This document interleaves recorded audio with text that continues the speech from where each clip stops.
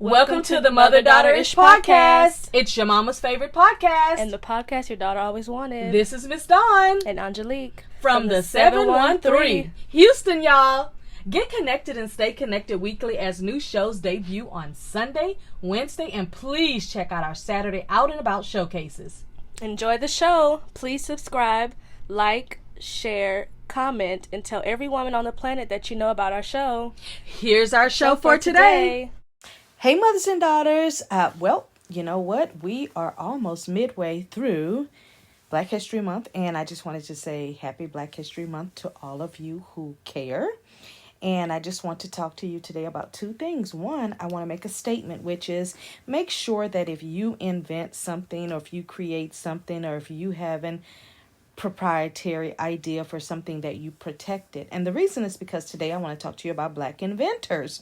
I know last year and maybe even the year before that, we talked about different Black inventors, but I just wanted to just talk about a few just in honor of Black History Month. So the reason why this is important is because I was having a conversation with some individuals who want to patent and protect some things that they're working on. And they were saying that it's so interesting how the patent department is so rigged because now any little piece of something could be denied for your patent because it could be similar to anything else.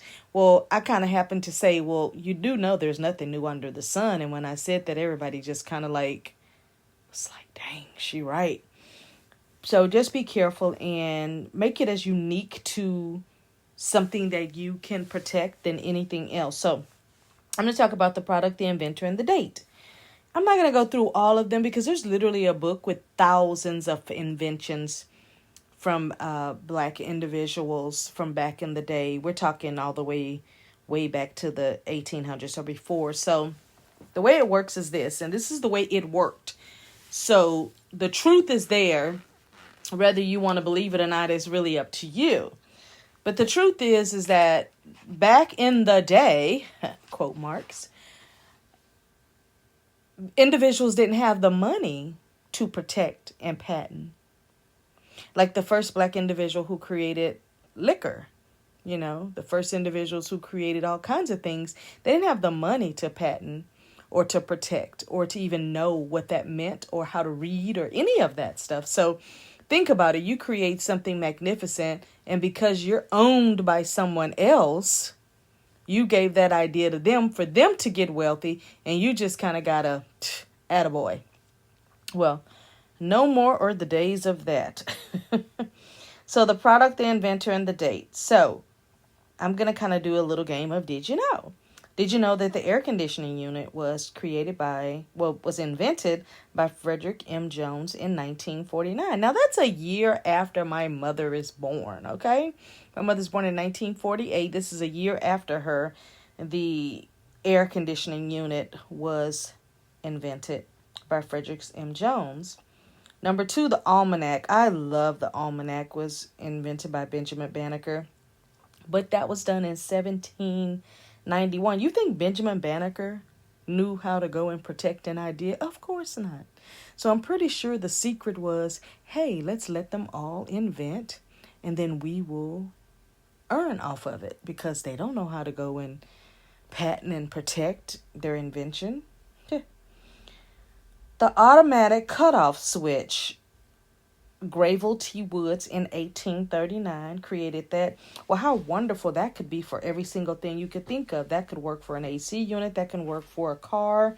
That can work for so many things, all the way up to the automatic push button cars that we have today, because that's automatic on and off switch. So my question has always been, are the family members of this whole thing benefiting off of it this many years later? I'm curious. I'm very, very curious about that. All right. The Baby Buggy by William H. Richardson, 1889. That reminds me of another thing I want to share with you, is that a lot of times the names were changed. For example, when I did my family research and I got all the way back to 879, tracing where the fobs come from. And the one thing I learned was that my last name may be Fobbs, but it had 7 different spellings before it got to mine. It had Forbes. It had Fobs. I'm Fobbs. It had all kinds of different spellings. That there were 7 of the different spellings. And I think that the different spellings were just recreated to say, okay, you belong to that group and you belong to that group. So then when people started using middle names, then it made it even more distinctive, because I've met so many people that have been born in the 40s and 50s who don't even have middle names. And I feel kind of bad about that, because then when you go to search them, you find everybody that could or would or may not even be them. Blood Plasma Bag by Charles Drew in 1945. The Chamber Commode by Thomas Elkins in 1897. I get so excited when I look at all of these things, because when I look at every single thing that was invented, it was invented out of struggle. It was invented out of how can we make our lives better. It was invented because maybe in their mind they even thought that this might make me famous or rich, but it did not for a lot of them. So I'm glad that somebody kept records, enough records for you to find the truth. I am actually going through a process myself right now as I'm continuing to dig into my family, and I actually want to have a conversation with a family group to get more information about my own grandmother. What a shame that I have to go through a whole nother family that's not related to my family to get my It's wild. The Egg Beater by Willie Johnson in 1884. The Elevator by Alexander Miles in 1867. Thank you, Alexander, because you know what? Every time I've traveled to different places, even when I used to go to New York a few times a year, I've gone to foreign countries, I've been to places where there just was no elevator. If you were going to get up to your hotel room, you were going to climb those 300 steps or whatever. I just visited in December a lighthouse in a certain rural part of Mexico that I had to walk up 133 steps to see a view that I just thought I didn't come this far, get to this particular activity to not get up those 133 steps. I said, okay, if you could do 127 steps in Malaysia, you can absolutely do a few extra more. Yes, I do remember that almost killed me in Malaysia, but I thought I'm still here to talk about it. So I did those 133 steps, and I got to the top and was like, oh, it was worth it. Because I was just thinking, oh, it's going to be so easy going down. Now, I want to tell you, that wasn't easy, because that lighthouse, you could tell, was built by people that were at least 3 and 4 feet tall, probably. Because everything you had to bend, and I'm talking all the way up. You were going around a very, very skinny thing where literally your left and your right hip was touching each wall of each rail, because it was just that thin and that small to get up to that lighthouse. And if you saw my, back in December, if you saw the show on Cancun, I actually showed you the walk up those steps. So if you haven't seen that show, go back and check it out. The Eye Protector was created by Powell Johnson in 1880. The Fire Extinguisher by Thomas Marshall in 1872. Thank you, Thomas Marshall, because without the fire extinguisher, I wonder what method would be using to put fires out. The Folding Bed by Leonard C. Bailey in 1899. Thank you, Mr. Leonard C. Bailey, for creating the folding bed, because imagine back in the day when you'd have a lot of company but not a lot of space, but you still want to be sleep, with dignity, and have your visitors and company and your family to come over and sleep in dignity, and not everybody on a pallet on the floor, which we know happened. But thank you for the folding bed. The folding chair. Now listen, Nathaniel Alexander in 1911 invented the folding chair, and listen, If you know anything about 2023 and the Alabama brawl, Mr. Nathaniel Alexander from 1911 creating that chair became back, and we learned more about him and was so thankful for him creating the chair. I'm not saying that I'm supporting violence or any of that. I'm just saying that was very interesting weekend in Alabama. The Doorknob by Osborne Dorsey. Now, I love these names. In 1878, Mr. Osborne Dorsey created the doorknob. I was so thankful for that, because without that, we'd still be using push and just like I said, a lot of these things are for convenience. Then the door stop was also by Osborne Dorsey from 1878. And I'm thankful for that, because as a single traveler, sometimes I have door stops that I use in my hotel room, so that if someone does get access to unlocking the door, they won't be able to actually enter because they cannot get through that door. Okay, so I just think that that's awesome. Now, the clothes dryer by George T. Sampson in 1971. This is a year before I'm born.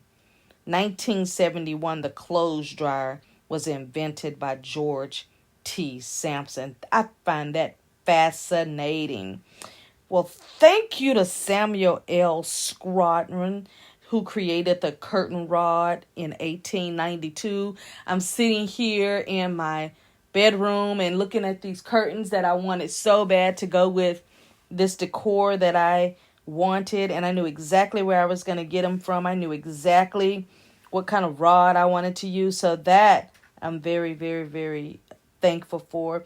And listen, this may not mean a lot to you, but that biscuit cutter that Alexander P. Ashbourne in 1875 created, it may mean nothing to you, but anything that's less manual labor nowadays is a winner for us, whereas back in the day it was something that you really should appreciate. Now, the fountain pen by Walter P. Purvis. I've seen this Purvis name a lot in our time, as in now, but he created the fountain pen in 1890.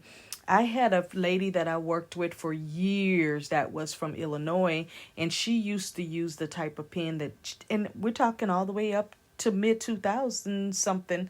She used the pen that you would dip and the ink would suck in, and then they would use it. I mean, I was always so fascinated sitting in her home office watching her write out things, because this is back then when we used to write thank you letters, and we used to write thank you cards, and we used to write thank you things in handwriting instead of on a computer. Yeah, we got computers and all that in 2000s or whatever, but just writing handwritten notes to our clients and things like that was so important for us. This gas mask by Garrett Morgan in 1914 was one of the best ideas when it comes to protecting our lungs and our breathing and all of that. And for all the guys out there who loved golf, I'm sure they are thankful that Mr. George T. Grant in 1899 created the golf tee for them to be able to, as they say, tee off. The guitar. So think about the homage that all the country singers, and this is interesting that I'm saying the guitar with on the heels of Beyonce announcing her new song. I'm going to tell you something. I heard a little snippet of Texas Hold'em and I was all for it, okay? I'm going to actually be listening to that in the morning. I always choose music for how I start my day off when I start working. I'm going to listen to that in the morning. There's little snippets everywhere, so I've been excited to see when she's going to release the whole thing. But the guitar was invented by Robert F. Fleming Jr. in 1886. So from all the country singers and all those individuals who sing and use a guitar in their music, they should be thankful to Mr. Robert F. Fleming Jr. for creating that guitar.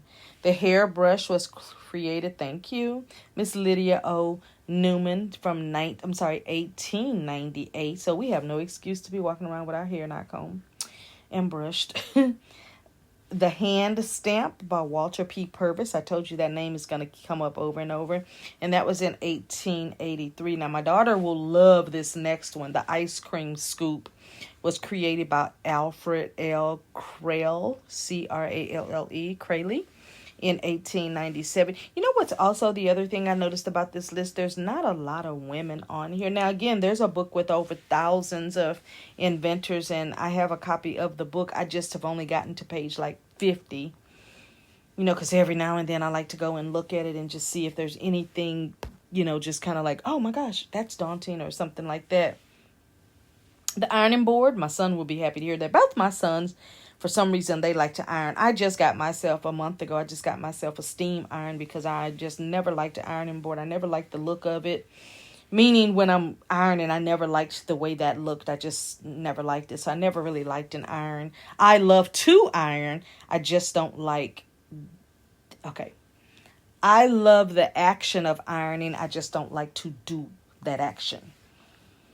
I guess that sounds better. But Sarah Boone created and invented that in 1887. She is the official inventor of that. The Keychain by Frederick J. Loudon in 1894. And then for some of you yard lovers, the lawn sprinkler was created by John H. Smith in 1897. Okay. Now listen, this person right here became my best friend after I read this. The Lemon Squeezer by John Thomas White, 1893. I'm squeezing lemons every day. Sometimes I get away with just doing it for the week and just putting it all in a jar and putting it in the refrigerator because literally everything I drink and a lot of things I cook with, I have lemon. If I'm doing, let's just say shrimp tacos, I'm squeezing limes on it. If I'm doing a lavender lemonade, that's lemons right there with a little passion fruit or something. I have little key limes that I cut into, like let's say I take 4 little baby, because they like little key limes. I take those, split them in half, and I just chew on those. My daughter, I'm not going to even tell you what she said when she walked in the room the other day, but she was right. The lock was invented by Washington A. Martin in 1893. I'm going to read a few more, and then I am going to just encourage you to look up other inventors if you are just interested to see what you have been lied about. The mailbox, thank you, Mr. Paul L. Downing, 1891. The mop was created by Thomas. That's funny. The mop was invented by Thomas W. Stewart in 1893 and not a woman, even though we know that probably the women were doing most of the cleaning, but he may have created that for his queen. He invented that maybe for his queen to have a less manual labor to do the cleaning around the house or whatever. Peanut butter, George W. Carver in 1896. Shampoo headdress, Charles Orrin Bailiff in 1898. The straightening comb, yes, Madam C.J. Walker, 1905. Now, if you have not seen that movie about Madam C.J. Walker, I definitely encourage you to see it, because if you are a business owner, if you're wanting to start a business and you want to get some business tips and ideas, I would say definitely go there. It's a motivator. It's a very, very, very, very good movie, I would have to say. The record player arm, that's the little arm that you put down over the record, and the needle is in there. Joseph H. Dickinson, 1819. So amazing, all the 1800s inventions. I started looking up, inventions for the, all the different years, the 15, 16, 17, 18, 19, things like that. I really don't care anything about 2000s and beyond, because all of that was about technology and all of that. So it's all a bore to me. I'm more interested in 14, 15, 16, 17, 18, 19. Even the books that I read are going to be between that year and that year. I really don't care a lot about the 2000s. Has bored me to death. I can't. It's like the creativity just went out the door with the Y2K. Couple more here. The phone transmitter, Granville T. Woods in 1884.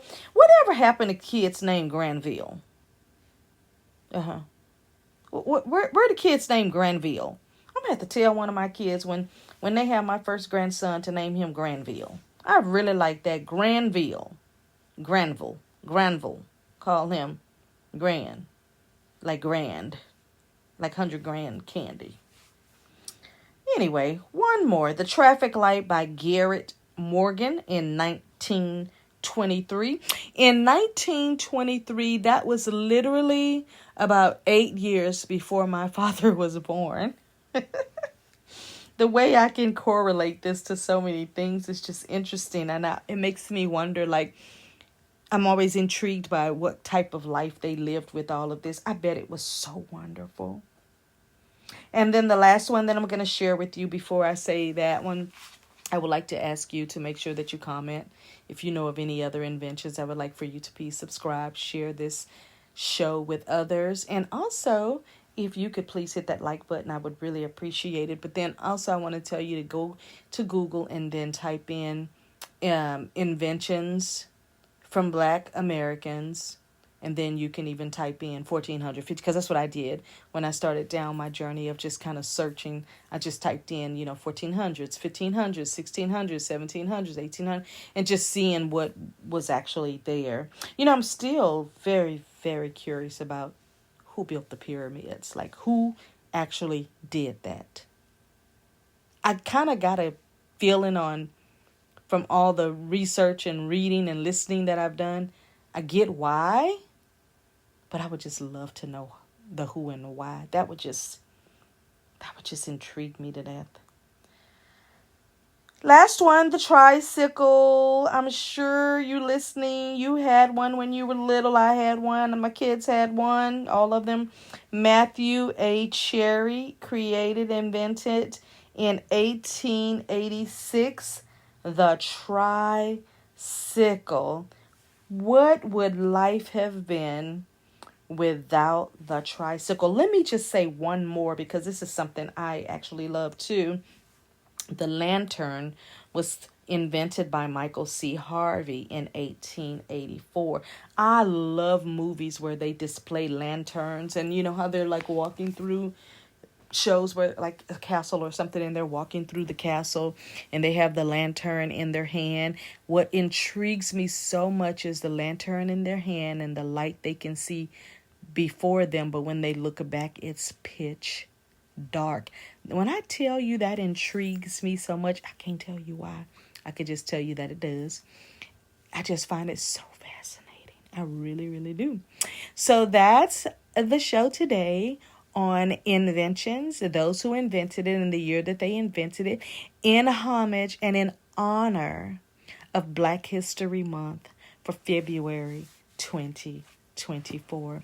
Like I said in the beginning, if you have an invention, you have something that you want to patent, you have an idea that's proprietary or intellectual property to your thought process that has not already been invented, just keep in mind there is nothing new under the sun, but the way that you could put a spin on it that makes life better for the world could make a difference. I'm not talking about taking something that's already invented and you making it easier to use or consume. That's not what I'm talking about.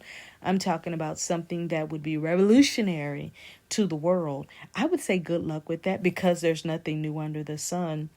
I would say think about that very, very hard, because there's nothing new under the sun. I would also say look at what's already out there and all the components. Let me tell you this last story before I let you go.